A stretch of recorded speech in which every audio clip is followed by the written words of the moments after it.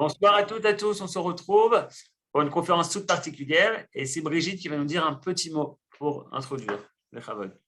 Bonsoir, nous avons le plaisir ce soir d'accueillir le docteur Michael Vigoda, donc qui est docteur en droit en fait, mais il faut comprendre ce qu'il fait. Il dirige le département du droit juif au ministère de la Justice, mais qu'est-ce que ça veut dire pour nous? C'est intéressant parce que quand un problème se pose, et là vous voyez, il parle d'un problème dont vous entendez parler tous les jours à la télé, d'accord? Mais tous les jours, il y a des problèmes qui se posent au plan juridique. Alors, il cherche dans les sources juives qu'est-ce qu'on dit sur ce sujet. Je ne sais pas si vous vous rendez bien compte de ce que ça signifie. Cela signifie qu'il est une des rares personnes dans ce pays à essayer de voir qu'est-ce qu'on ferait si vraiment on était dans un État juif. Qu'est-ce qu'on ferait et à quoi ressemblerait la société. Et alors là, il vous parle d'un problème de société qui est brûlant et voilà, je lui donne la parole. Michael. Toda Rabba, Brigitte, pour ces mots d'introduction. Alevai que je puisse répondre à la question de quoi ça devrait avoir l'air. Oui, quoi qu'il en soit, sur le sujet particulier qui nous occupe, que j'ai proposé de traiter ce soir, c'est-à-dire le sujet des agressions sexuelles qui revient malheureusement régulièrement à la une. Récemment, on se rappelle de l'affaire Walder et encore une fois, les affaires ne manquent pas. Il y a quelques années, il y avait l'affaire avec le Rav Elon et le Rav Scheinberg de Tzfat et d'autres. C'est pas que des rabbinim, croyez-le, mais enfin, ça veut dire en tous les cas que personne n'est à l'abri.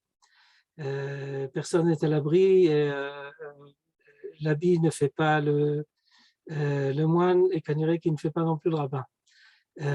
Et donc, la question qui va nous occuper est de savoir quel est le statut, quelle est la place, que disent les sources juives sur la question des agressions sexuelles. Et j'aimerais peut-être, en mot d'introduction, peut-être pour illustrer un petit peu ce dont Brigitte a parlé, c'est-à-dire que la société aujourd'hui doit faire face à des problèmes de société. Et un des problèmes de société qui est particulièrement aigu, c'est, et c'est devenu très aigu, ou en tout cas la prise de conscience de ce problème-là est devenue particulière, disons dans les 20-30 dernières années. On a commencé à réfléchir sur le problème suivant.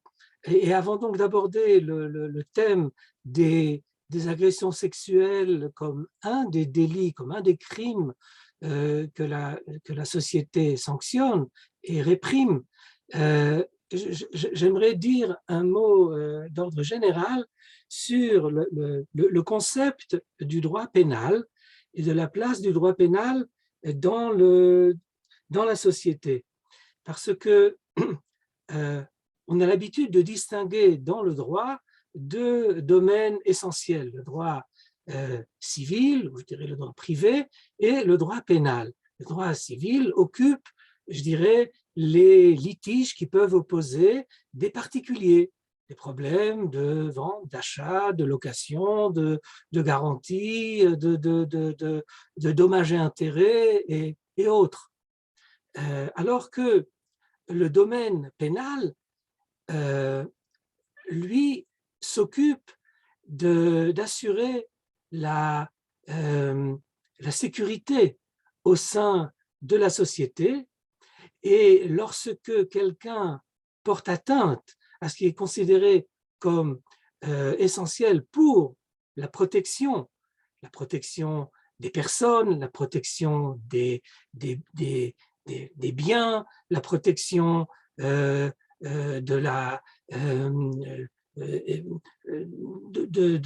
la dignité humaine, eh bien, à ce moment-là, le législateur prévoit des règles, prévoit des lois, sanctionne certaines conduites, et à ce moment-là, celui qui mène le procès, ce n'est pas l'individu qui a été attaqué, qui a été frappé, qui a été violé, qui a fait l'objet du crime en question, ce n'est pas lui qui mène l'affaire. Celui qui mène l'affaire, c'est qui? C'est la société, c'est, je dirais, le procureur de la République, c'est, ici en Israël, le Yoetz HaMishpati LeMemshala, ou, par son intermédiaire, le Praklit HaMedina, le procureur de la République. C'est donc un procès qui oppose la société, n'est-ce pas, qui sent qu'elle est mise en danger par une conduite déviante de certains de ces individus, contre cet individu déviant, contre celui qui est accusé d'avoir commis un crime qui met en question ou qui met en péril la sécurité de la société. Je crois que c'est quelque chose que nous connaissons et que nous comprenons tous, cette distinction fondamentale entre, je dirais, le droit privé et le droit public, le droit civil et le droit pénal. Ce qui est intéressant, et comme nous nous trouvons à l'avant-veille de Shabbat Parashat Mishpatim, alors il n'est peut-être pas inutile de dire quelques mots à ce propos au sujet de ce que l'on peut voir dans Parashat Mishpatim, entre autres, et d'une façon générale, ce qui apparaît dans le Mikra, dans le texte biblique. Parce que la conception antique, ou telle qu'elle apparaît dans la Bible, est beaucoup moins axée sur cette conception, n'est-ce pas, que c'est la société qui instruit le procès contre le criminel. Une place beaucoup plus prépondérante est donnée dans les sources bibliques de la victime. La victime est en réalité celle qui est partie prenante dans le procès. Cela s'exprime sous bien des aspects. On pourrait mentionner la notion que nous connaissons du texte biblique de Goël Adam, n'est-ce pas? Le vengeur du sang, celui qui va venger, va mettre même, selon les termes du texte biblique, qui va être celui qui va sanctionner et qui va mettre, même dans certains cas, même mettre à mort, celui qui a tué son proche, son prochain. Et donc cette notion de Goël Adam met bien en évidence le fait qu'il y a une place qui est accordée à l'individu. La place de l'individu est reconnue dans le texte biblique. La notion d'une centralisation et d'une, je dirais même, le fait que la société s'arroge le seul pouvoir de réaliser la justice est quelque chose qui est moins marqué dans le texte biblique. Ceci dit, il faut quand même nuancer ce que je viens de dire, parce que, par exemple, à propos du Goël Adam, il est dit à propos de ce vengeur du sang qui va venger son proche qui a été, par exemple, l'objet d'un meurtre. Le texte le dit bien, et en cela, le texte biblique a quelque chose de, je dirais, de révolutionnaire dans son temps, c'est que le texte dit « il ne pourra pas porter atteinte à celui qui a tué son prochain ad omdo lifnei ha'eda lamishpat ». Il faut d'abord qu'ait lieu un procès. Et donc, on voit ici que est mesurée la place de la victime ou la famille de la victime. Elle a une place qui est bien plus reconnue que dans les droits modernes, mais ceci dit, cette place est nuancée par le fait que ne peut être mis en branle l'action du Goël Adam que si elle est entérinée, elle est validée par un fair trial. Il y a eu un procès dûment mené qui a établi la culpabilité de l'accusé, du prévenu, et donc nous voyons déjà dans le texte biblique ce jeu qui se fait entre la place et la reconnaissance de la place de la victime comme partie prenante au sein d'un procès, même quand c'est un procès pénal, et celle de la société. Je vous rappelle, en parlant de Parashat Mishpatim, que beaucoup de délits qui sont essentiellement sanctionnés dans le droit moderne par le droit pénal, comme par exemple le vol, si nous prenons cet exemple, eh bien, dans le texte biblique, ce qui est sanctionné dans le vol, eh bien, c'est la victime qui va attaquer celui qui l'a spolié, qui l'a volé, et le voleur va être redevable d'abord restituer l'objet volé, d'abord donc de corriger, de rembourser ce qu'il a fait, ce qu'il a pris, et après, il va être sanctionné par une amende d'argent qu'il va devoir verser à qui? À la victime. Ce qui montre encore bien la place accordée par le texte biblique à la victime dans ce cadre-là. Et on pourrait multiplier les exemples. Je dis cela parce qu'il y a une vingtaine d'années, après un travail fait au sein du ministère de la Justice ici en Israël, a été votée à la Knesset une loi qui s'appelle Chok Zechuyot Nifge'e Avera, c'est-à-dire qu'a été établie une loi nouvelle qui était considérée comme une nouveauté, comme une avancée au sein de la société israélienne, au sein du droit moderne, d'accorder et de reconnaître sa place à la victime et parfois même également aux parents de la victime. Dans certains cas, s'il y a eu meurtre par exemple, eh bien la victime, elle ne peut plus faire valoir quoi que ce soit puisqu'elle est morte, mais ses proches sont considérés comme étant des nifge'e avera. Ils sont victimes eux aussi. Et la place reconnue par le droit à la victime qui va s'exprimer par toutes sortes de façons. Par exemple, la nécessité pour le procureur de la République de tenir au courant la victime, comment se déroule le procès. Si on a l'intention de faire un accord, ce qu'on appelle ici en Israël Iskat Ti'un, c'est-à-dire d'accorder une certaine clémence au prévenu pour peu qu'il avoue ou qu'il évite de devoir tenir tout le procès, eh bien, il faut permettre à la victime de donner son avis, de se faire entendre. Et cette loi était considérée comme une avancée parce qu'on reconnaissait à ce moment-là la place de la victime. Ce que je dis, c'est que cette place de la victime est quelque chose qui, dans le monde antique, ou en tout cas dans le monde biblique, je crois que c'était le cas dans le monde antique d'une façon générale, la place de la victime était reconnue. Donc il y a comme un retour, il y a comme un mouvement de balancier et comme un retour du pendule en quelque sorte, n'est-ce pas? C'est-à-dire que le domaine criminel est devenu complètement du ressort de la société et la victime n'est qu'un élément du dossier, elle n'est pas partie prenante dans le dossier, alors qu'au sein de la conception et il y a ce retour de balancier qui veut qu'on revienne à une idée qui se trouve déjà, encore une fois, dans la Bible, dans la Torah, de la place accordée à la victime. Je pourrais même, peut-être, permettez-moi de faire un partage d'écran et vous montrer ici ce texte. Je ne sais pas si vous voyez ce texte. Oui.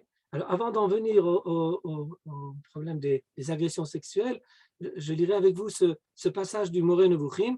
Excusez-moi, mais je n'ai pas trouvé sur le net le texte en français. Mais le Rambam, dans son 41e chapitre de la troisième partie de son guide des Écarés, partie qui est consacrée, je dirais, à tout ce qui concerne le droit pénal ou le droit d'une façon générale, il dira Donc le principe, c'est qu'il doit y avoir une correspondance entre le délit qui a été commis et la punition sur ce délit. Si quelqu'un a porté atteinte au corps de l'autre, eh bien, on portera atteinte à son corps. Dans le texte biblique, au sens obvi, on parlera de Aïn tachat Aïn. Et Maïmonide, dans ce passage, a l'air de dire qu'il faut comprendre cela a priori littéralement. Nous ne parlerons pas aujourd'hui de ce sujet-là. Maïmonide était loin de penser qu'il fallait le mettre en pratique, mais dans l'idée, il faut garder l'idée de ce talion, de cette idée de mida keneged mida, et mizik bemamon idazek bemamono, mais il y a un grand principe, et c'est ça que j'ai mis ici en caractère gras. V'yesh le baal hamamon limchol ou lehakel, c'est-à-dire que celui qui a été lésé a la prérogative de renoncer. Donc, il peut renoncer à ce que l'autre subisse une peine. Omnam hahoreg levad le chozek hatato en mekilim lo klal velo yilakach mimenu kofer. Mais ce n'est que pour le meurtre que la Torah interdit de commuer la peine que doit subir le criminel, de la commuer en argent, par exemple. Non, on ne peut pas. Mais, le texte biblique le dit bien dans le livre de Bamidbar,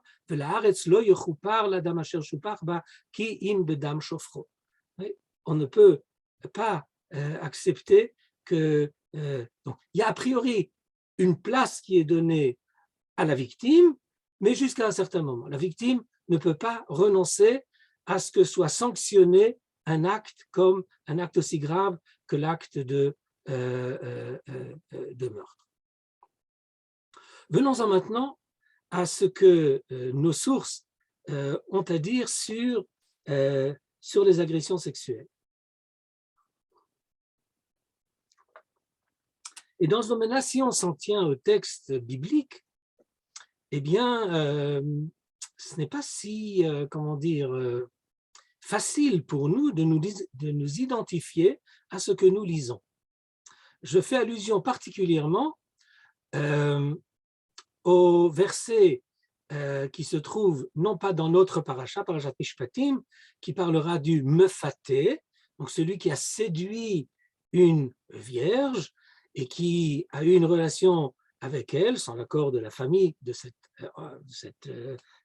jeune fille, eh bien, il devra payer, au père de cette jeune fille, il devra payer un dédommagement.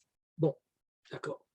Mais dans le livre de Devarim, nous lisons Kinsa ish na'ara betula asher lo orasa utefasa b'shachavima. Donc, si quelqu'un comment est-ce qu'on appelle cela? Viole une jeune fille, Nahara Betula, qui n'est pas fiancée, donc elle n'est pas Eshetish, elle n'est pas mariée, elle est encore jeune fille, et il la prend de force de Shachavima, Venimtsao, Venatan Aish Ashochavima, la Avia Nahara, Chamishim Kasef. Il est sanctionné par une peine d'argent.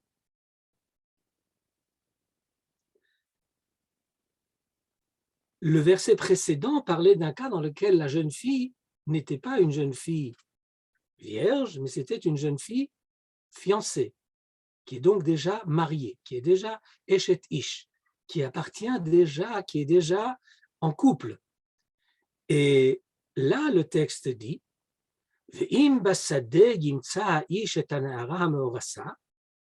c'est-à-dire si un homme a violé une jeune fille fiancée. Et ceci s'est passé bassadé, c'est-à-dire, contrairement au verset juste avant ce verset-là, qui parlait d'un cas dans lequel ça s'est passé dans la ville, un endroit dans lequel on suppose que si la femme manifestait, je dirais, son désaccord, le fait qu'elle n'est pas d'accord à cette relation, eh bien, elle peut le manifester, elle peut crier, on viendra à son aide. Mais ici, elle est seule, elle est démunie, elle est dans le désarroi, elle est désarmée, elle ne peut rien faire. Là,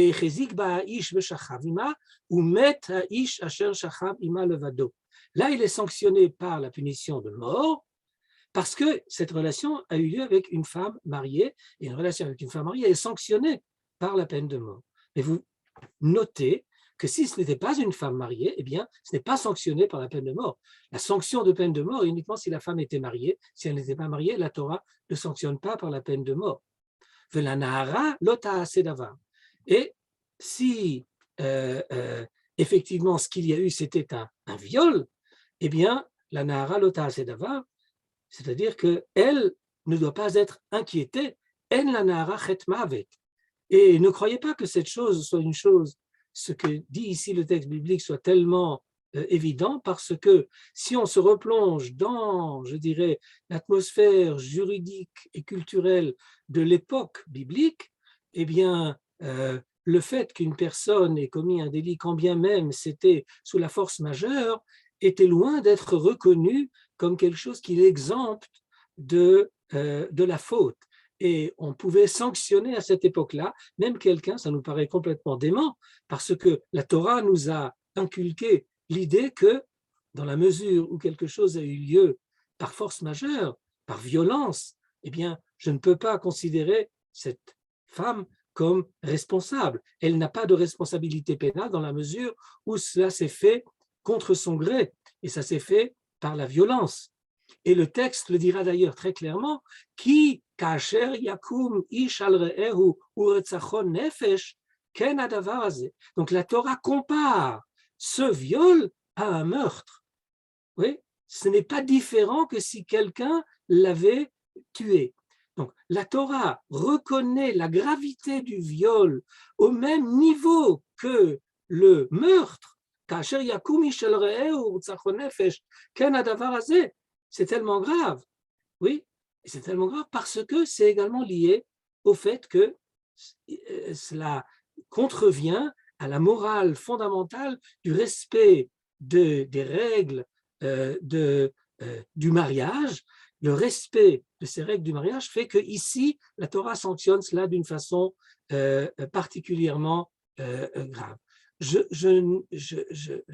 ne veux pas éluder la question qui personnellement me préoccupe, je crois que vous avez compris, cette distinction qui est faite dans le texte biblique entre la jeune fille qui n'est pas mariée et la femme mariée. Donc le viol n'est pas de la même gravité dans un cas et dans l'autre. Dans notre conception de moderne,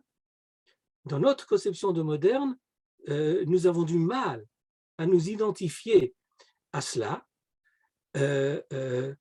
Encore que l'on peut concevoir ou l'on peut reconnaître que si la femme est mariée, il y a une gravité de plus. Ça, nous pouvons le comprendre. Mais le fait que la Torah n'ait pas sanctionné le viol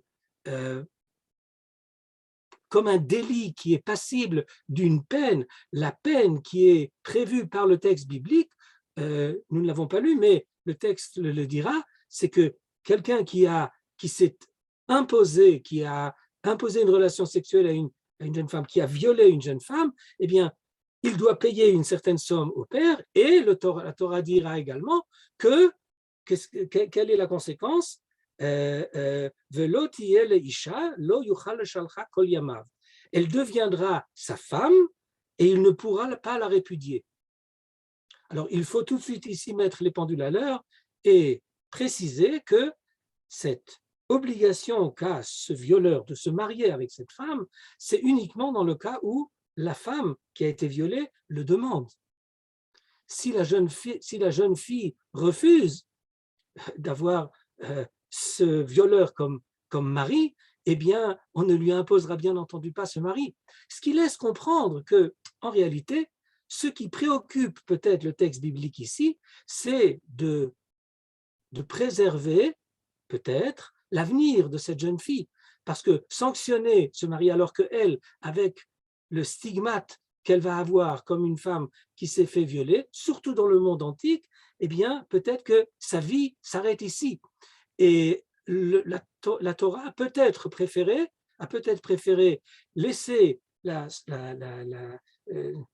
pas sanctionner de façon aussi grave que pour une femme mariée, de telle façon, parce qu'une femme mariée qui a été violée reste permise à son mari, pour peu que son mari ne soit pas Cohen. Ça, c'est encore un autre problème. Mais pour celle qui n'est pas mariée, eh bien, elle risque ici de terminer en réalité, ça risque d'être la fin de son espérance de pouvoir fonder une famille. Alors, je ne veux certainement pas être à sa place, et j'ai du mal à croire que quiconque aujourd'hui penserait même à cette idée de pouvoir se marier avec ce violeur, mais peut-être que dans les conditions qui étaient celles de l'époque, c'était quelque chose qui était envisageable, je ne sais pas. Je partage avec vous mon désarroi, je partage avec vous mon questionnement, et nous allons continuer de voir ce que disent nos sources, après les sources bibliques, sur le problème je dirais, les problèmes juridiques qui se posent lors d'agressions sexuelles. Et comme notre temps va très vite et qu'il est limité, j'aimerais peut-être lire avec vous, étudier avec vous, si vous le permettez, une teshuva, c'est-à-dire une responsa. Et ce que nous allons faire maintenant, ce qui va nous occuper maintenant, c'est la littérature des responsa. De voir que dit la littérature des responsa sur ce phénomène qui, comme vous allez le voir, n'a rien de nouveau. Oui, et on pourrait croire que dans des sociétés qui, à l'époque du Moyen-Âge ou à l'époque ancienne, il y avait je dirais, une morale sexuelle bien plus sérieuse qu'elle n'est aujourd'hui, eh bien, il n'empêche pas que nous trouvons dans nos sources bien des précédents juridiques dans lesquels on est témoin de différentes formes d'agression sexuelle. Et peut-être avant d'en venir au texte, je rappellerai, parce que ce sera pour nous un mot d'introduction, je rappellerai deux événements qui sont encore de la période biblique. L'un, c'est celui de cette accusation fallacieuse faite par la femme de Potiphar contre Joseph. Vous vous rappelez que Yosef est accusé par la femme de Potiphar d'avoir voulu abuser d'elle. Elle l'accuse, oui, ce nard ivri est venu et a voulu abuser de moi, alors que c'est elle qui en réalité était celle qui a fait une agression sexuelle contre Yosef. Eh bien, il y a eu ici une accusation fausse de la femme de Potiphar qui accuse Yosef, et dans un jugement expéditif, Yosef est jeté aux oubliettes, il est jeté en prison, et donc nous assistons ici à un cas dans lequel il y a eu une agression sexuelle. Ici, c'était la femme qui était la responsable de cette agression sexuelle contre Yosef. Yosef qui, lui, n'a pas répondu aux avances de la femme de Potiphar, eh bien, est accusé à tort par elle d'avoir voulu abuser d'elle, et est également condamné à tort et se retrouve en prison. Voici un premier événement qu'on pourrait mentionner. Un deuxième événement célèbre qu'on trouve dans le livre de Shmuel Bet, c'est le fameux viol de Amnon de sa propre sœur Tamar. N'est-ce pas? Amnon, le fils de David, fait fin d'être malade, et il demande que sa sœur vienne lui amener à manger et lui s'occuper de lui, parce qu'il est follement amoureux de cette sœur, c'est une demi-sœur, il est follement amoureux d'elle, et il a envie d'elle, et il va mettre à exécution son dessein, et il va la violer, sa propre sœur. Il sera plus tard, Tamar sera vengée par son frère Avshalom, qui tuera Amnon. Tout le monde se rappelle de cette histoire qui se trouve dans le deuxième livre de Samuel au 13e chapitre. Ces deux événements nous montrent que donc la nature humaine est ainsi faite qu'il y a des pulsions, sexuelles. Nous sommes appelés à retenir nos pulsions sexuelles, mais il y a parfois ceux qui ne résistent pas à ces pulsions et qui commettent des actes irréparables, des actes graves, qui portent de lourdes conséquences contre la victime, car celui ou celle qui subissent ces vices sexuels, eh bien, ils emportent des stigmates, ils emportent des blessures beaucoup plus, je dirais, nafshit que physique. Comment dit-on nafshit? Aidez-moi. Psychologiquement, c'est quelque chose d'extrêmement terrible, douloureux. Et le problème juridique qui se pose, c'est que d'une façon générale, ce genre d'agression sexuelle n'a pas lieu aux yeux, c'est-à-dire au vu et au su de tous. C'est en général quelque chose qui se passe entre quatre murs, ça se passe dans l'intimité. Et dans la mesure où ça se passe dans l'intimité, eh bien, cela pose le problème de... Aidez-moi. Brigitte. De la preuve. Eh oui, ça pose le problème de la preuve. Comment va-t-on prouver? On accuse, la victime accuse quelqu'un d'avoir abusé. Prenons l'exemple d'une jeune fille ou d'une femme, d'avoir abusé d'elle, mais ça s'est passé entre quatre murs, encore une fois, dans l'intimité, et il y a version contre version. Qu'est-ce qu'on fait? Qu'est-ce qui se passe dans ce cas-là? Oui? Comment est-ce que le droit peut gérer cette problématique? Alors regardons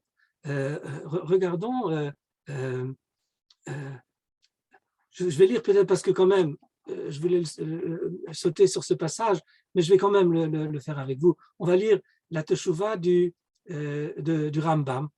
Vous allez voir qu'il y a ici une accusation d'une forme d'agression sexuelle. Voici la question qui a été posée au Rambam. Chez Maïmonide, c'est une règle générale. En général, la question, vous voyez, ça c'est la question, et la réponse, elle est très courte. Ça c'est la réponse. Alors la question, elle est, on s'adresse à Maïmonide avec des titres honorifiques qui montrent à quel point il était respecté de son temps. Matomar adrat yikrat sfirat tiferet morenu verabenu adonenu Moshe harav agadol be'am ha'el Sar kol bet Israël yehi shemo le'olam. Regardez les louanges qui lui sont données. Bedvarish Yehudi Kacher, on parle de quelqu'un qui est réputé être quelqu'un qui a un casier judiciaire, je dirais, vierge. Il est réputé Kacher. Vous melamed tinokot vetorato omnuto. Et c'est un moré, c'est un melamed. Il enseigne aux enfants, la Torah sans doute.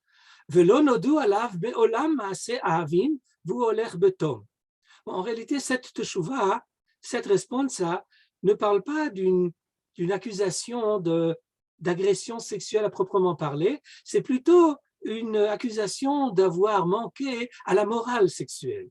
Mais il dit, on n'a jamais entendu sur cette personne qui avait quoi que ce soit à dire à sa conduite. Une vieille veuve l'accuse, ouais, et celui qui pose la question à Maïmonide précise, il est difficile de penser que ce jeune moré, ce jeune melamed, ce jeune professeur ait eu des velléités d'avoir des relations avec cette vieille femme. Elle l'accuse de lui avoir fait des avances et d'avoir essayé de l'avoir proposé d'avoir des relations sexuelles avec elle. Velo haya la basé ed velo raya. mais elle a sa version, voilà ce qu'elle dit, mais il n'y a aucune preuve. Non seulement il n'y avait aucune preuve, mais comme dit, il a un casier judiciaire vierge. On n'a jamais entendu quoi que ce soit à son propos dans ce domaine-là. Et la zot alila chez Elila, c'est quelque chose, elle a l'air d'avoir, comment est-ce qu'on dit en français, alila, elle a, c'est un comploté, elle l'accuse à tort, c'est ce qu'il a l'air de dire. On a comme l'impression que c'est une accusation gratuite qui a été prononcée ici par cette femme. Le fiche nit kavna la haziklo ou la vish recho le kaper parnasato ou le vayasho bifne abriot. Sans doute, c'est ce que répond l'accusé. Il dit, qu'est-ce qu'elle me veut, cette dame? Je n'ai jamais rien fait, pas avec elle et pas avec quiconque d'autre. Haim devarea alav neemanim imlav. Doit-on donner crédit à la version de cette femme, oui ou non? Ce qui nous intéresse ici, c'est la réponse de Maïmonide. En le kabel dvareha. Il n'y a aucune raison de donner foi à sa version. Elle accuse quelqu'un, elle n'a aucune preuve. Nous connaissons les principes de la halakha selon lesquels, quand on veut prouver quelque chose, eh bien, il faut le faire par l'intermédiaire. Il y a une procédure juridique. Comment est-ce qu'on amène la preuve? La Torah nous dit Alpi shnaim edim yakum davar. Il faut qu'il y ait 2 témoins. Il n'y a pas 2 témoins, c'est terminé. En fait, je pourrais terminer ici ma conférence et vous dire voici ce que disent les sources juives. Quand il faut prouver une agression sexuelle, il faut qu'elle ait été faite devant 2 témoins et 2 témoins qui sont 2 témoins valides. Et à ce moment-là, l'affaire peut être effectivement, la culpabilité peut être établie. Et puis sinon, d'après les sources juives, ça s'arrête là. Bon. Vous allez voir que ce n'est pas aussi simple que ça. C'est pas aussi simple que ça. Prenons maintenant une autre responsa, la responsa du Rivash. Le Rivash, Rabbi Yitzhak bar Sheshet, qui a fui l'Espagne à cause des persécutions religieuses, est arrivé en Algérie et rapidement en Algérie, il est devenu le grand possèque d'Afrique du Nord, d'Algérie. Il a vécu, comme vous le voyez, au XIVe siècle. Et voici ce que nous lisons dans cette teshuva, qui est, je dirais, comme un procès verbal d'une forme de procès dont le thème est l'accusation d'une agression sexuelle. Le Brourei Averot. Brourei Averot, c'est je dirais, c'est des fonctionnaires juridiques établis par les communautés juives au Moyen-Âge qui étaient attitrés par la communauté pour traiter de toutes les affaires pénales.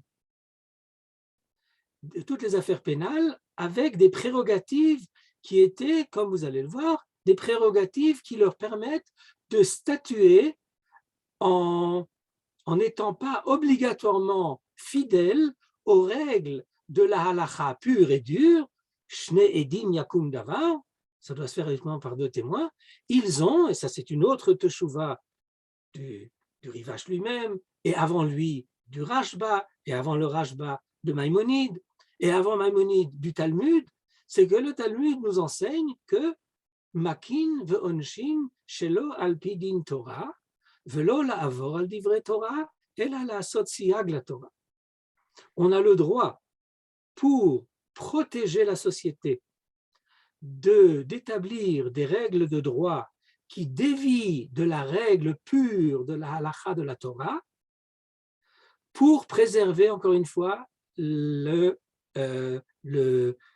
sécurité au sein de la société. On se rend bien compte que si on n'applique que les règles pures et dures de la halakha, eh bien, ça risque d'être un paradis pour les criminels, parce qu'il suffira juste de faire attention de commettre son délit sans que personne ne te voie. S'il n'y a pas de témoin, c'est terminé, l'affaire est l'affaire est réglée. Alors, ce problème-là était déjà un problème qui taraudait les sages du Talmud, et ils ont établi cette règle qu'on a le droit de dévier des règles pures de la halakha.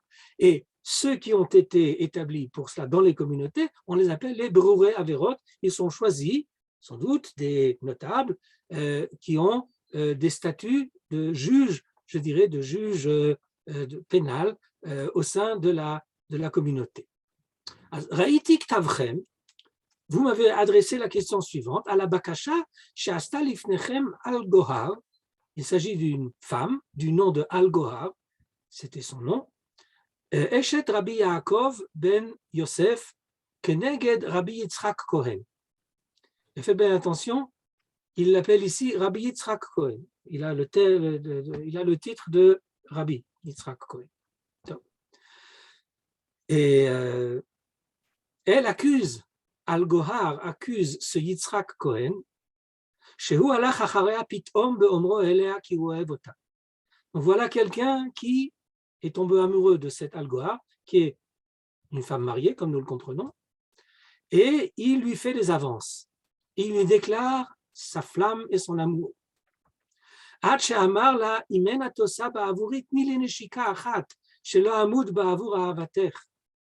Oui, au moins, si tu n'acceptes pas de venir avec moi, au moins donne-moi un baiser. Vegam, Shepam Acheret, elle dit une autre fois, Kara otal alot le beito beomro shedelef tored babay. Une autre fois, ils étaient voisins, ces gens-là, et il habitait lui à l'étage au-dessus. Il demande à Al-Gohar de venir chez lui parce qu'il y a un problème, il y a une fuite dans le toit, il y a une fuite dans le toit. Il demande qu'elle vienne l'aider. Vehi evina kavanato. Elle a bien compris qu'il essayait de lui tendre un piège, qui a été le ra'a, velo ratzta la'alot. Elle n'est pas montée. Ve'az amra la divrei nevala. Et à ce moment-là, il s'est lâché et il lui a dit des saletés. Et de plus, elle dit, on a déjà entendu des rumeurs sur ce type, que je ne suis pas la première. Comment est-ce qu'on appelle ça ici aujourd'hui en Israël? On appelle ça atrada minit. Comment est-ce qu'on dit en français atrada minit? Harcèlement sexuel. Harcèlement sexuel. Rabbi Yitzhak Kohen Eshiv, lui, répond, donc l'accusé répond, il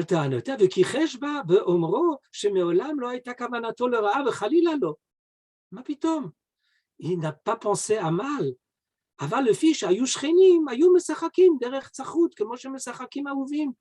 Nous sommes des voisins, nous avons de bonnes relations. Elle a mal compris mon humour, elle a traduit ce que j'ai dit, elle a mal interprété. Je n'ai pas du tout entendu à mal. Je suis un bon juif, il n'y a pas de raison de me soupçonner de tel harcèlement sexuel. Et maintenant, c'est intéressant, le procès a lieu. Donc, les juges l'interrogent. Aujourd'hui, dans le Chok Zechuyot Nifgae Avera, il y a toutes sortes de règles que la loi établit, comment se font les chakirot, Les interrogatoires. Les interrogatoires des personnes qui sont victimes d'agressions sexuelles. On a aujourd'hui une conscience aiguë de la difficulté psychologique dans laquelle se trouve, la détresse psychologique dans laquelle se trouve celle qui fait objet d'une agression sexuelle. Bon, ici, l'agression sexuelle en question n'était pas une agression, je dirais, dans la scala, n'est-ce pas, dans l'échelle de la gravité des agressions sexuelles, c'est au bas de l'échelle, ce n'est pas une agression grave. On a ici une forme d'agression verbale, ça ne va pas très loin, mais c'est une agression. Et donc aujourd'hui, on prend en compte la difficulté de la personne qui subit des agressions sexuelles et on permet qu'elle soit interrogée par exemple, si c'est une femme qui a été agressée, la loi aujourd'hui prévoit que lorsqu'elle vient se plaindre à la police, eh bien, son interrogatoire devant la police ou quand on reçoit sa déposition, eh bien, cette déposition soit recueillie par, si elle le demande, par une femme et non pas par un policier, mais par une policière, de telle façon qu'elle puisse être mise plus en confiance. On comprend qu'une femme aura plus de difficultés à s'ouvrir et à parler devant un homme plutôt que devant une femme. Et si c'est le cas, il faut lui donner cette possibilité. C'est une des règles qui est établie dans ce Chok Zechuyot Nifgae Avera. Vabrorim Sha'alula, donc les juges ici lui demandent Lama lo ba'a lifnei habrorim adata. Pourquoi tu as attendu jusqu'à maintenant? Il semblerait que l'affaire en question remonte à il y a pas mal d'années en arrière. Ça remonte à il y a pas mal d'années en arrière. Et alors on lui demande, mais qu'est-ce que tu as attendu? Et c'est toujours la question qu'on demande à ceux qui sont l'objet de sévices ou d'agressions sexuelles, c'est toujours pourquoi attendre? On sait aujourd'hui, des recherches ont été faites là-dessus, que la honte, la difficulté de s'ouvrir est telle que les personnes qui ont subi ce genre d'agression préfèrent se taire parce que le stigmate est encore ce qu'il est au sein de la société. Cela porte après à conséquence.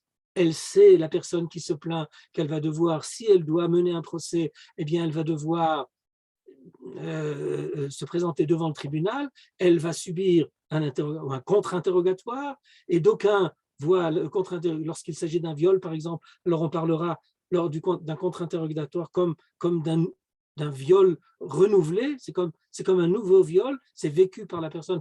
Tout cela, aujourd'hui, nous en avons beaucoup conscience. Mais regardez, alors on lui demande pourquoi tu n'es pas venu à Data Mikama Pe'amin Sheyomeret Shaya Rabbi Yitzchak Aniskar Olech Acharea. Tu dis que beaucoup de fois il t'a harcelé, mais tu ne viens que maintenant. Qu'est-ce que tu as attendu? Vanta ve'amra ki mipachat ba'ala shelo yitkotet imo ve'yahargu ze et ze. J'ai eu peur des conséquences par un mari qui est peut-être un peu violent, ou bien elle pensait qu'il risquait d'en venir aux mains avec son bras. Elle préférait taire la chose, et il y a eu quelque chose, un déclic qui a fait qu'à un moment donné, quelque chose qui a fait déborder le vase, et elle a déposé sa plainte. Ve'od amroula, donc les juges lui demandent, im yesh la shum ed alze, y a-t-il un témoin qui peut témoigner de ce que tu racontes? Ve'anta ki hi amra advarim ha'em le'an Shmuel ben Eli Raviach. Elle dit, il n'y avait pas de témoin, mais j'en ai parlé à une personne du nom de Han Shmuel. Donc, il a été convoqué pour entendre sa déposition, son témoignage. Il dit, moi, je dois déposer un témoignage, je tiens à préciser que je n'ai pas été témoin de l'événement. Donc, je n'étais pas témoin, mais c'est vrai qu'elle est venue m'en parler. Et moi-même, dit-il, je lui ai demandé pourquoi est-ce qu'elle a attendu pour m'en parler. Ouais. Donc, ce même ami devant lequel elle s'est ouverte, elle s'est confiée, lui également n'a pas compris, mais pourquoi tu as attendu? Donc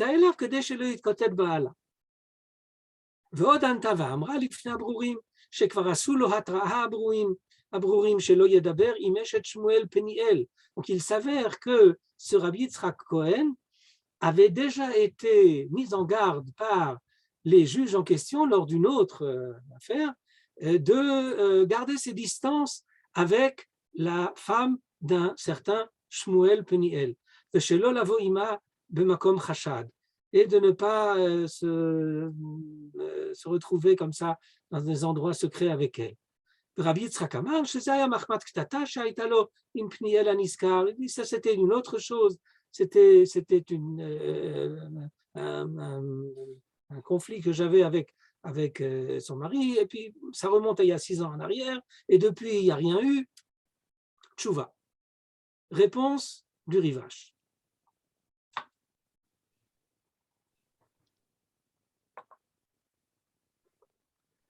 מאחר שאין לה על גוהר עדים על טענתה כנגד יצחק כהן הנזכר, אין ראוי להאמינה בדיבורה לבד ולחשדו בדבר כאור ולייסרו ולעונשו. Étant donné que dans ce dossier, la seule chose que nous avons, c'est en fait la version ou la déposition de Al-Gohar, de cette femme, et qu'elle n'a aucun témoin valide pour étayer sa version contre Yitzhak Cohen. Et faites bien attention, vous vous rappelez, il a été appelé pendant tout le premier passage, il a été appelé Keneged Rab Yitzhak Cohen. Et ici, Rivash lui-même, lorsque lui, il répond à ces juges municipaux qui se sont adressés à lui pour savoir comment juger de cette affaire, alors quand il parle du prévenu ou de l'accusé, il ne le nomme pas Rav. Keneged Yitzhak Cohen Aniskar. Donc, En Raoul Amina. Étant donné que c'est le seul élément dans le dossier, ça ne suffit pas. Aval, malgré tout, כדי להפרישם מאיסור, ראוי לצוות עליו בכוח נידוי לבל ידבר עמה מטוב ועד רע. Donc, première chose, il y a d'abord ici quelque chose qui laisse planer un doute sérieux, parce que quand même, cette femme vient se plaindre. Alors, ça ne suffit pas, cette plainte seule, pour pouvoir engager des poursuites ou des peines contre le prévenu, contre l'accusé, mais il est bon de prendre les devants et d'imposer ce qu'on appelle d'éloigner de cette victime. C'est-à-dire il doit déménager. Ils sont voisins et il l'oblige à déménager. Ils ne peuvent plus résider l'un à côté. Donc, il oblige quand même ce Yitzhak Cohen à s'éloigner de celle qu'il accuse. Donc, ils ne peuvent pas habiter. Et maintenant, écoutez bien.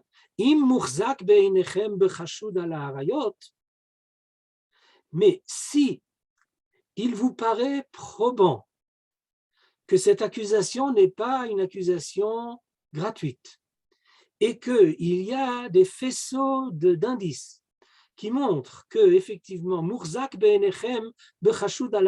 il y a une suspicion qui plane sur lui, sérieuse, alors à ce moment-là,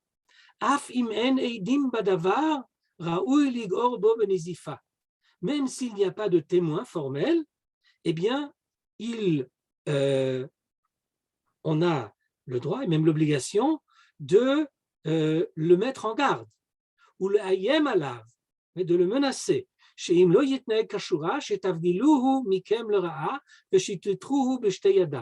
Donc, des sanctions, je dirais, sociales, il faut le mettre en garde qu'il y aura. Donc, il y a une première sanction sociale, c'est qu'il doit s'éloigner de la victime ou de la plaignante. Et la deuxième chose, c'est que si on voit que cela se répète, eh bien, il sera éloigné pas seulement d'elle, mais il sera éloigné de la société. Il va être mis au banc de la société, il va être mis ce qu'on appelle en nidouille, en kherem, en une forme d'excommunication. Que Moshe Amrou Chachamei Zal, comme nous l'ont enseigné nos sages, et là, le Rivash nous donne sa source, qui est très importante dans le sujet qui nous occupe, Malkin al lo tova hashemua. S'il y a une rumeur persistante, sérieuse, contre quelqu'un, eh bien, Malkin, on peut même en arriver jusqu'à des peines. Ici, il s'agira d'une peine corporelle telle qu'elle était pratiquée encore au Moyen-Âge, même dans les communautés juive. Donc, en tout cas, il y a la possibilité de peine à l'otova shmoa, c'est-à-dire si cette rumeur est une rumeur qui est persistante et sérieuse, alors Malkin, Sheneemar, Al banai l'otova shmoa, c'est ce qu'avait dit Élie à ses enfants, qui avaient été accusés eux également d'abus sexuels des femmes qui venaient à Shiloh. Et il n'y avait pas eu de procès formel, mais Élie, leur père, leur avait dit l'otova shmoa. Et nos sages enseignent ou tirent de ce l'otova shmoa la prérogative donnée à la société de pouvoir sanctionner le fait que cette shmoa existe, et c'est ce que Maïmonide, et il cite ici Maïmonide, ou que Moshe Katav Rambam Zal, Beperek Kavdalet Milchot Sanhedrin, Vezelochono, ainsi il nous enseigne Maïmonide dans sa codification, dans son Mishneh Torah, וכן יש לבית דין בכל מקום ובכל זמן להלקות אדם ששמועתו רעה, והעם מרננים עליו שהוא עובר על האריות. Donc, s'il y a une rumeur persistante sur quelqu'un qu'il a une conduite de morale sexuelle, comment dire, ne se conduit pas comme il se doit, il ne respecte pas la morale sexuelle, et bien à ce moment-là, Malkinoto. Le Rambam donne quand même deux conditions à cela, ou de restrictions, donc il doit s'agir d'une rumeur persistante, comme par exemple, vous savez, lorsque commencent à émerger des plaintes contre certaines personnes qui jusque-là jouissaient parfois d'une grande notoriété publique, lorsque une victime a le courage de déposer une plainte, eh bien, il arrive souvent que après elle, il y a d'autres femmes qui ont le courage de déposer elles également des plaintes.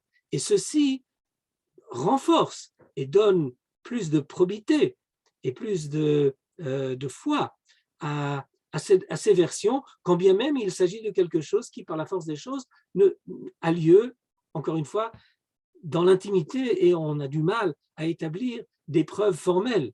Mais une shmoua persistante est quelque chose duquel il faut prendre, c'est quelque chose qu'il faut prendre en considération.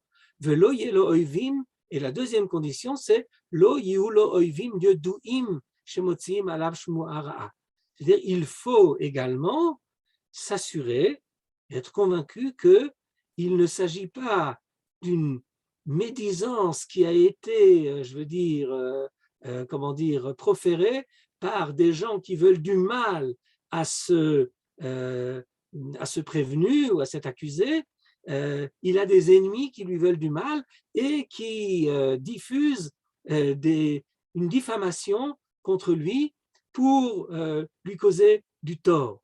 Donc, ce qui est demandé ici au juge, c'est de peser la probité de la version de l'accusateur contre l'accusé, ouais, de se rendre compte, est-ce qu'il s'agit ici de quelque chose qui est récurrent, donc ce n'est pas une seule plainte, mais il y a plusieurs plaintes, et est-ce que c'est une personne dont on sait qu'il y a des gens qui sont mal intentionnés à son égard et qui sont prêts à diffuser contre lui de telles accusations fallacieuses, une telle diffamation. Voici ce que dit donc le Rivash à propos de cette affaire. Et je vais sauter ici sur la tchouva. Je veux prendre la dernière tchouva. Elle me paraît importante, celle du Shoel Umeshiv, Rabbi Yosef Shaul Natanzon, qui lui a vécu au XIXe siècle, comme vous le voyez.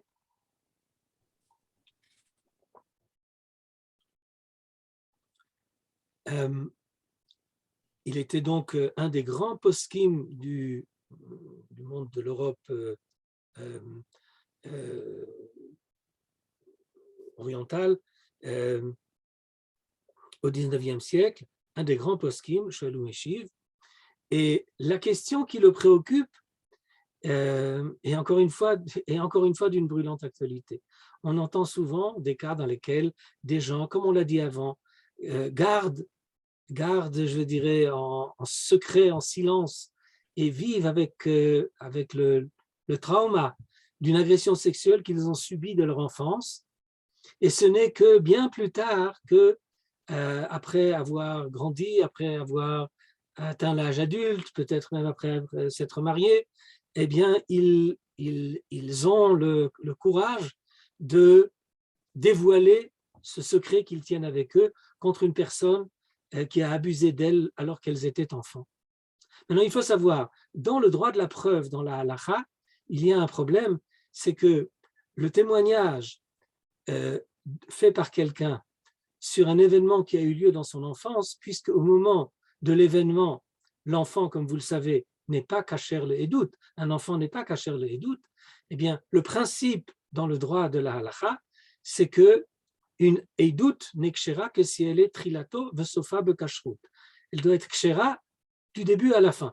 C'est-à-dire que le témoin doit être déjà kasher au moment des faits dont il témoigne. Mais si l'agression a eu lieu sur un enfant et l'enfant est par définition donc pas kasher le edout, il n'est pas habilité à porter témoignage, alors comment fait-on? Et regardez ce que dit le Shalom Eshiv. Bevadai, lorsqu'il s'agit d'agression sexuelle, I efshar liyot gdolim nochachim b'mekom ha'avera. S'il s'agit d'un professeur, par exemple, d'école, qui a abusé d'un enfant qu'il avait pris avec lui en salle de professeur, et alors qu'il était seul avec lui, il a fait ce qu'il a fait.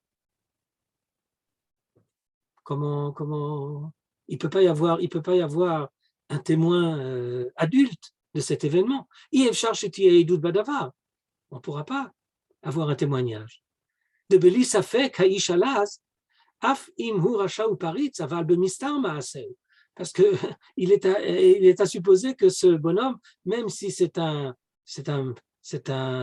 agresseur sexuel, c'est quelqu'un qui est un criminel, mais il n'est pas idiot, il ne fait pas ça devant tout le monde. Et il s'attaque à des petits-enfants. Imken, étant donné que l'événement a lieu dans une situation dans laquelle il ne se peut pas qu'il y ait de témoins valides, alors à ce moment-là, pshita de ne'emanim le'aïd. C'est un cas dans lequel on fait une exception à la règle selon laquelle ne peut témoigner de quelque chose que celui qui a été témoin de l'événement alors qu'il était déjà grand, qu'il était déjà kasher le'edut. Mais si c'est sur un événement dans lequel il ne pouvait pas y avoir de témoins kasher, et ceci est basé sur une règle qui est reprise dans le Shulchan Aruch par le Rama, Rabbi Moshe Isserlich, qui dit que, vous savez, que dans le principe de la halakha, Isha psula le edut, une femme n'est pas reconnue comme un témoin valide. Ne me demandez pas pourquoi. J'aurais eu beaucoup de mal à vous expliquer ça. Celui qui pourra répondre, qui me dise sa réponse, ça m'intéresse. Mais quoi qu'il en soit, c'est la règle. Mais, nous dit le Rama, il y a une takanat kadmonim, c'est-à-dire un décret qui a déjà été établi par les anciens, selon lequel, lorsqu'il s'agit d'un événement de laquelle la femme est témoin, qui a lieu dans un endroit dans lequel il ne peut pas y avoir d'homme, par la force des choses, par la nature de l'événement, c'est un événement duquel l'homme ne pourra pas, aucun homme ne pourra témoigner. Par exemple, s'il y a une agression dans le mikvé des femmes, il n'y a pas d'homme là-bas. Alors, qu'est-ce qui se passe? Peut-il y avoir témoin? Oui, alors à ce moment-là, le témoignage est validé. C'est-à-dire qu'une des exceptions de la règle qui invalide le témoignage d'une femme, c'est si le témoignage est dans un endroit dans lequel il ne peut pas y avoir de témoignage valide. Eh bien, il applique cette même règle à propos des enfants. Si un enfant, après qu'il ait grandi, témoigne d'une agression sexuelle dont il a été victime lorsqu'il était enfant, eh bien, on pourra accepter ce témoignage. Et il termine en disant Oy lanu shebeyameinu ha'el takach she'ish kazeh melamed tinokot shel bet rabban asher hevel piem tahor yesh lachush shehevel piv hatameh yatameh otam. Comment dire, il se morfond du fait que nous vivons une période dans laquelle quelqu'un qui doit enseigner les enfants, qui doit être dans la pureté, fait de tels actes. Donc, vous voyez ici que le Meshiv, celui qui répond, est convaincu du bien fondé de l'accusation et il en tire les conséquences et il accepte, il valide ce témoignage. Donc, ce que nous avons vu ici, c'est qu'il y a la règle de principe qui nous amènerait, je dirais, à une impasse.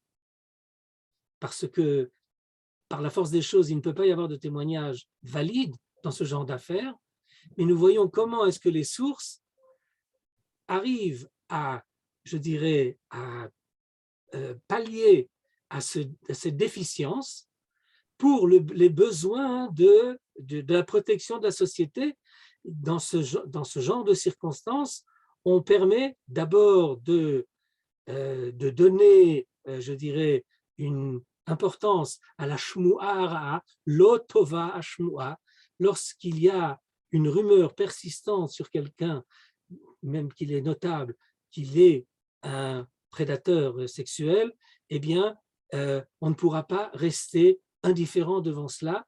Et même dans le cadre d'une procédure juridique, on pourra accepter des formes de témoignage et des formes de conviction qui suffiront pour sanctionner et pour protéger la société dans ce cadre-là. Et je terminerai par ce passage, je vais le lire dans la version courte du natif de Volojine. Parce que d'aucuns disent, un instant, il y a un problème. On ne peut pas dévoiler sur quelqu'un, alors que, par exemple, il n'y a pas eu un procès formel, on ne peut pas dévoiler sur quelqu'un qu'il est, ou l'accuser d'avoir fait des sévices sexuels ou des actes répréhensibles, parce que nous avons une loi, une halakha qui dit « Lo telech rachil be'amecha ». La Torah interdit la médisance. Et j'ai entendu cela à propos de différentes affaires sur lesquelles, non, nous devons nous abstenir de diffuser ce genre d'accusation parce que cela va à l'encontre du principe de l'oteler achil be'amecha. C'est la shonara, c'est quelque chose qu'on n'a pas le droit de faire. Eh bien, regardez ce que dit le natif de Volojine. La Torah nous dit l'oteler achil be'amecha ve'lo ta'amod al dam re'echa. L'oteler achil be'amecha lo ta'amod al dam re'echa. Ne va pas médire au sein de ton peuple et ne reste pas indifférent devant le sang de ton prochain. Alors d'aucuns expliquent ce verset. Quel est le rapport entre la première et la deuxième partie du verset? Ne doit pas médire et pas rester indifférent devant le sang du prochain. Ça veut dire quoi? Alors d'aucuns expliquent, si tu médis, eh bien la médisance peut amener à la violence et peut amener finalement à ce que tu aies une responsabilité. Si la personne contre laquelle tu as médit, eh bien elle risque de subir et d'être victime de quelque chose, et tu en auras la responsabilité. On peut peut-être expliquer, et d'aucuns l'expliquent comme ça, mais l'explication du natif de Volojine est tout à fait différente.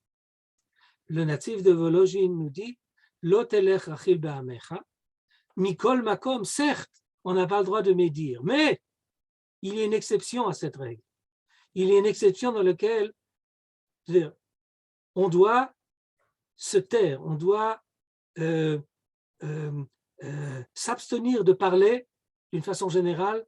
Ce n'est pas une bonne chose que de parler beaucoup. Le silence est une grande vertu dans notre tradition.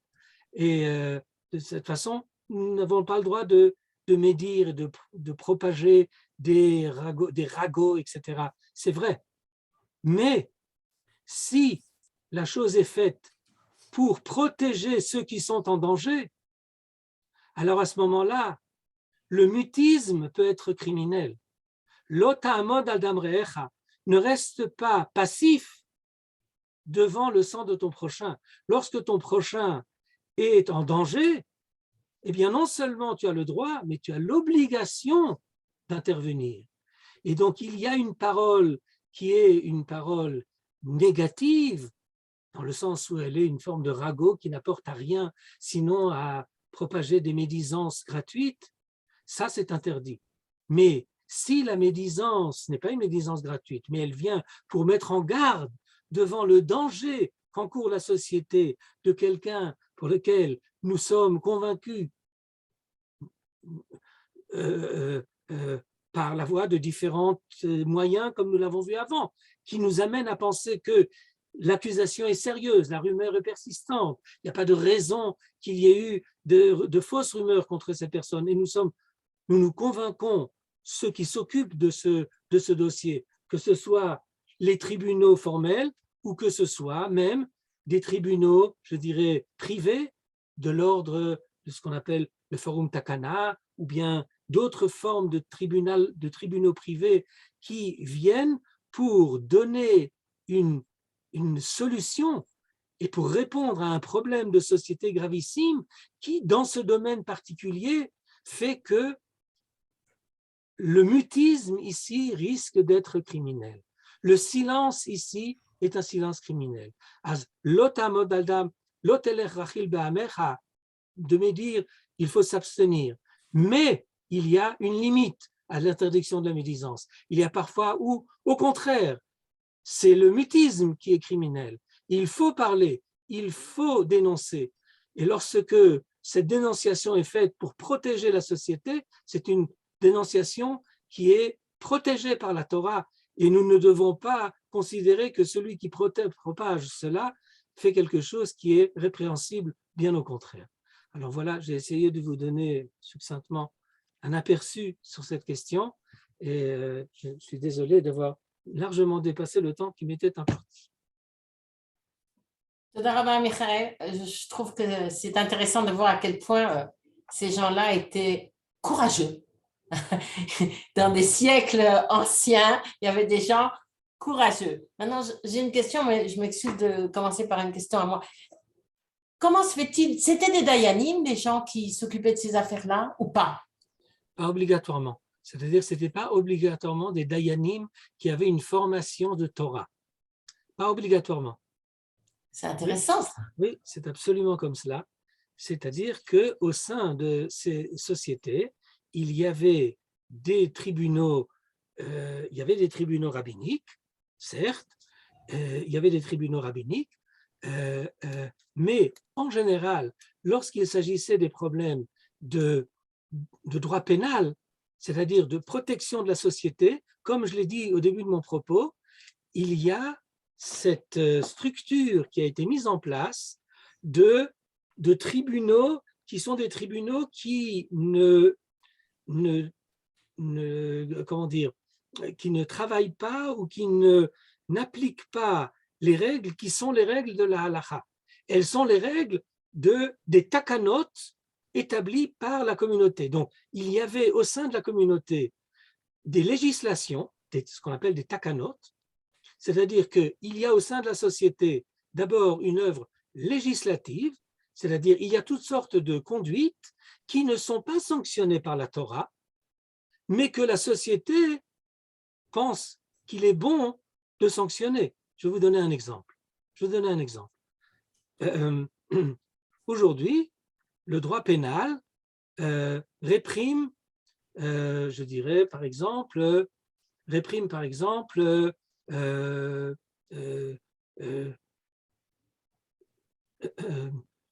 l'encouragement à commettre un acte criminel.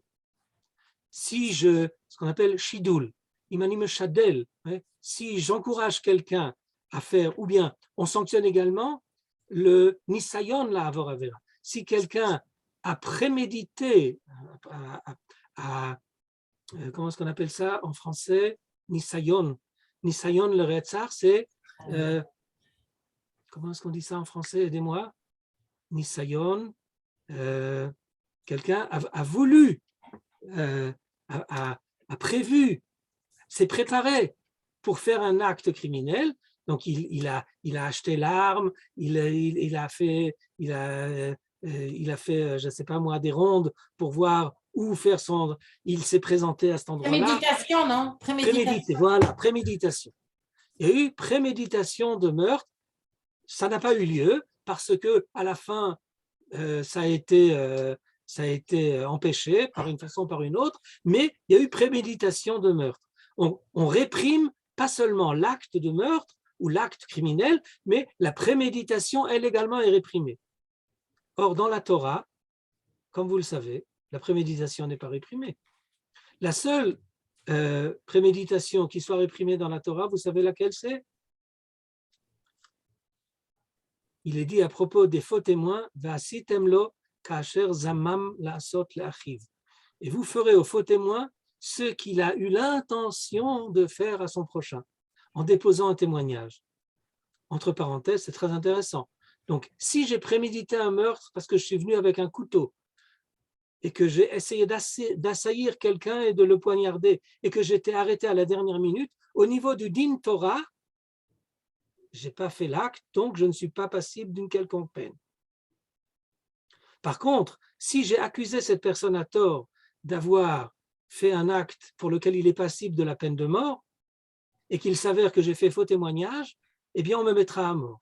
Donc si j'ai prémédité un meurtre en portant un faux témoignage, je vais être réprimé par la Torah, mais si j'ai prémédité un meurtre avec un poignard, je ne suis pas réprimé par la Torah. C'est quand même intéressant.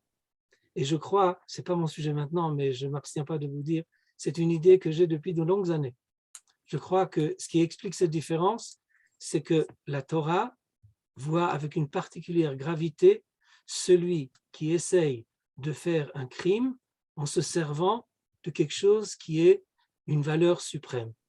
Se servir de la justice, du témoignage déposé devant un tribunal pour commettre un meurtre, c'est ça qui est sanctionné, un meurtre ou un autre acte. C'est-à-dire, chaque fois que je me sers de la valeur de la justice pour commettre un acte qui est pour préméditer un acte répréhensible, là, la Torah sanctionne. Mais autrement, elle ne sanctionne pas. Alors, qu'est-ce que ça veut dire? Est-ce que ça veut dire qu'on ne doit pas sanctionner celui qui, par hasard, n'a pas l'arme avec laquelle il préméditait de tirer sur quelqu'un, s'est enrayé en dernière minute et le coup n'est pas parti. Mais on sait que si l'arme ne s'était pas enrayée, eh bien le coup serait parti et la victime serait morte. Est-ce qu'on va... La Torah, comme dit, ne réprime pas cela puisqu'il n'y a pas eu de meurtre. Mais la société comprend bien qu'une telle conduite est une conduite qui est répréhensible et qu'il faut, pour le bien de la société, la réprimer et punir pour cet acte-là de façon à dissuader de tels actes, n'est-ce pas? Eh bien, ce que nous comprenons par là, c'est que, je reprends maintenant ce que j'expliquais avant, Brigitte, les sociétés, les communautés, ce qu'on appelle les takana takehilot, il y avait donc des règles écrites par la communauté dans lesquelles il y avait toutes sortes de régulations de la conduite qu'on attend de chacun et quelles étaient les punitions pour celui qui contrevenait aux règles établies par la société. Et ce genre, par exemple, de délit qui n'existe pas dans la Torah, la société a la prérogative de l'établir comme un délit et d'établir des punitions pour cela. C'est dans le cadre de ce que j'ai appelé avant Makin V'Onshin Shelo Al Pi Din Torah. C'est-à-dire la Torah laisse la prérogative à la société de se défendre et d'organiser une défense de la société aux besoins qui sont les besoins du moment. On établit des règles. Et ainsi, à mon avis, la majeure partie du Chok HaOnshin, donc du droit pénal en vigueur aujourd'hui en Israël, a valeur de loi aux yeux de la halacha. Je crois que j'ai eu l'occasion, dans le cadre de Midreshet Yehuda, de donner là-dessus, dans une de nos rencontres il n'y a pas tellement longtemps, j'ai parlé de ce pouvoir législatif que la halakha reconnaît à la société et pas seulement donc à la halakha pure. J'espère que j'ai répondu à ta question. Merci beaucoup. Je crois que maintenant les micros sont ouverts. Il y a beaucoup de personnes qui veulent intervenir. Alors voilà, vous pouvez maintenant ouvrir vos micros et poser vos questions. L'absence de constitution, est-ce que ce n'est pas aussi un sujet de difficulté?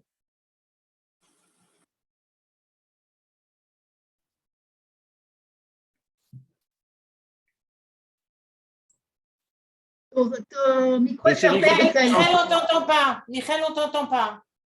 Ah, voilà. On me demande donc si l'absence de constitution n'est pas une difficulté. Est-ce que vous pouvez préciser votre question parce que je ne suis pas sûr que je comprends. Vous êtes votre micro est fermé. Ouvrez votre micro. Non, le micro est fermé. Votre micro est fermé. Monsieur, seulement, on ne vous entend pas. Voilà, maintenant j'ai le micro. Voilà. Ma question est très, très simple. Est-ce que dans le cas de l'absence de constitution, ne constitue pas un obstacle à des activités qui seraient celles des dirigeants par rapport à la Cour suprême? Bon, je crois que le problème que vous soulevez est un problème qui n'est pas dans le cadre de notre sujet. Notre sujet, c'est le sujet des... Vous posez ici un autre sujet, nous n'allons pas rentrer maintenant dans ce domaine-là. C'est un autre sujet important et intéressant, mais ce n'est pas notre sujet ici. Est-ce que c'est les jurys qu'il y a actuellement dans certains pays, ça ne peut pas être aussi qu'avec le peuple comme ça qui, d'une certaine façon, décide indépendamment des lois du pays? Enfin, pas dépendamment, mais… Non, le jury n'est pas indépendant des lois du pays. Il y a des pays dans lesquels on considère que pour établir dans le cadre de procès en pénal, eh bien, la culpabilité pourra être établie que dans la mesure où c'est un jury qui se convainc de la culpabilité de l'accusé. Ça, c'est une question de choix de société. Il y a des sociétés dans lesquelles c'est ainsi que cela se passe. Beaucoup de sociétés, entre parenthèses, c'est intéressant parce que c'est le cas dans le système anglo-saxon, c'est le cas en Amérique, c'est le cas, je crois que c'est le cas également en France. Je ne sais pas si c'est pour tous les procès, mais dans des procès importants, c'est en général parce qu'il faut que, puisque c'est la société qui traîne en justice le prévenu, l'accusé, eh bien, il faut que la société, par l'intermédiaire des représentants de cette société, qui sont des gens honnêtes et raisonnables, eh bien, il faut que la culpabilité puisse être établie, ou la conviction de la culpabilité puisse être établie par ces gens qui sont représentatifs de la société. Vous savez que la raison pour laquelle, alors que le système du droit israélien est hérité du mandat britannique, la raison pour laquelle en Israël il n'y a pas de jury est une question historique.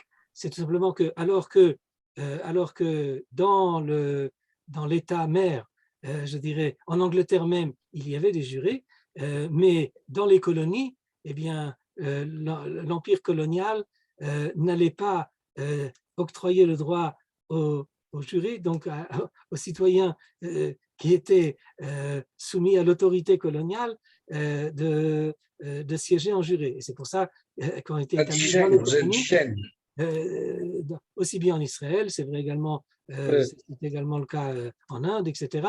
Il n'y a pas de jury parce que les jurys, ils sont les citoyens du pays. Et donc, c'est cette raison pour laquelle en Israël, il n'y a pas de jury. Maintenant, dans la tradition juive, la notion de jury n'existe pas. Non, c'est le témoin. Je n'ai pas posé la question parce que ces sociétés dont j'ai oublié le nom, qui étaient des sociétés, c'est elles qui décidaient finalement, je me suis dit c'est un peu parallèle au jury. Oui, je crois que c'est un petit peu différent. Ouais. Bon, je vais mixer la soupe. Quelqu'un d'autre a une question? Il faut ouvrir le micro si vous voulez poser une question. Bernard Geller, tu voulais parler? Bernard, On t'entend pas. Bernard, ton micro est J'ai eu fermé. la réponse très Non. claire. Alors, je voulais remercier. Bernard, on t'entend pas. Merci beaucoup, Toda Rabba. Une dernière question. Je voulais remercier l'orateur. Le micro est ouvert. Et il a voulu vous remercier. Merci. Voilà. Shalom, Merci. shalom. Chazak ubaruch. Merci beaucoup, Toda Rabba. Attendez un instant, mais Bernard, Oui. je ne t'ai pas entendu. Vas-y. Je voulais te remercier pour ton exposé. Et puis, on n'a pas pu venir à ton secours quand tu as appelé au secours pour certains termes de terminologie parce qu'on était devant un micro fermé. Alors, on était un peu désespérés. Je crois que le Nisayon, c'est vraiment la tentative, pas la première méditation. La tentative, voilà. Oui, tu as raison. Tentative. Pardon. Oui. Tentative. Merci beaucoup. Merci. Merci beaucoup. Donc, merci de votre attention et de votre participation. Et les trautes. Les cravates.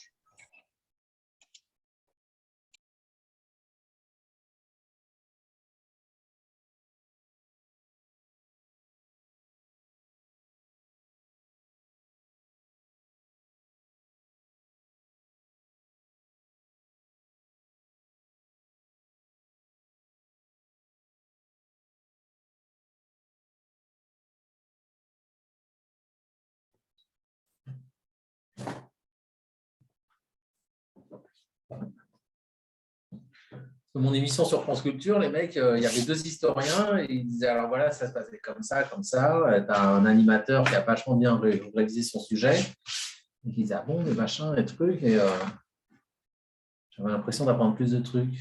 Je ne comprenais pas trop ce qu'il disait parce que.